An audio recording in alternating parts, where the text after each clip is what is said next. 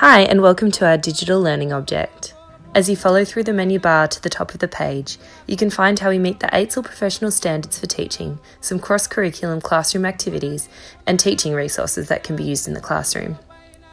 We believe that we have future teachers that understand the processes that help Indigenous students learn, that ensure that we include multiple forms of representation, and that understand the role of education when it comes to reconciliation. Indigenous Australians express their way of learning is through storytelling, also known as Dreamtime Stories. Stephanie Armstrong from Talking the Talk, The Soft Tissue of Reconciliation, shares her memories of growing up and experiencing two different education systems. The drastic change from learning in an outdoor environment to a restrictive classroom environment resulted in a challenging education system for her.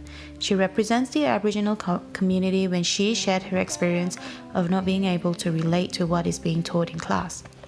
They learn through Dreamtime stories about their country, through metaphors and self-exploration. While in the classroom, the teacher may be teaching about Aboriginal culture, but most of the time it is out of context and all the students are receiving are misguided information or education. In this digital learning object, we explore different ways of incorporating Indigenous studies into English. One of the main teaching pedagogy that stood out the most is the 8 ways of learning. This is a great way to incorporate Indigenous teaching and learning into the curriculum because teachers become aware of how Aboriginal students learn, and at the same time the knowledge being passed on from a teacher to her students are guided by the accurate facts and practices. Some examples of how we've explored this in our digital learning object was through the classroom activity Tiddalik the Frog and creating constellation stories. As stated by Eileen Morton Robinson, Aborigines have often been represented as objects, as the known. Rarely are they represented as subjects, as knowers. Representations of whiteness are saturated in the mainstream through television, films, newspapers, novels, museums, performing and visual arts, songs and other culture. And this has an effect on how both Indigenous and non-Indigenous value whiteness in the dominant culture. This is why we think it's really important as future teachers to include Aboriginal and Torres Strait voices in the classroom. In our digital object, we've included this through Indigenous literature. It's really empowering for Indigenous children to recognise a bit of themselves on the pages and to feel that their voices are important. And for non-Indigenous students, reading about Indigenous characters provides the opportunity to see our country from a different perspective and understanding. It starts to build the empathy which is required for reconciliation. Education plays a crucial role in the reconciliation process between Indigenous and non-Indigenous Australia. It was through education that the initial process of erasing Indigenous people of their culture took place in hopes to westernize or civilize them. Furthermore, parallelist programs happened to dismiss Aboriginal and Torres Strait Islander students from fundamental educational activities, causing them to be excluded from mainstream programs, as there have been programs specifically made for them.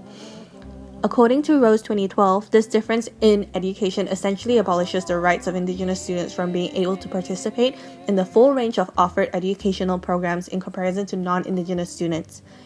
Therefore, by acknowledging Indigenous perspectives and learners in the Australian Professional Standards for Teachers, in an essential segment of transitioning from a curriculum that has been clearly absent of legitimate Indigenous perspectives and knowledge to a system which acknowledges the responsibility of schools and governments to deliver high-quality education experiences that enable Indigenous people to excel, as stated by Moody and Patrick in 2017.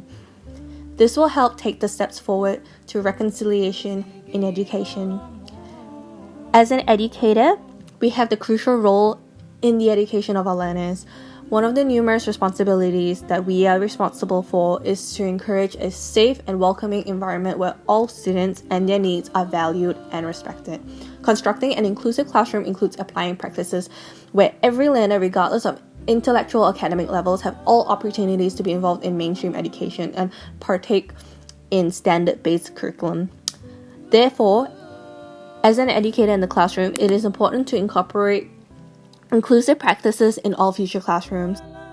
In conclusion, it is critical that we, as educators, do our best to meet future obstacles that we may face, providing equity in the classroom to all students, Indigenous and non-Indigenous alike.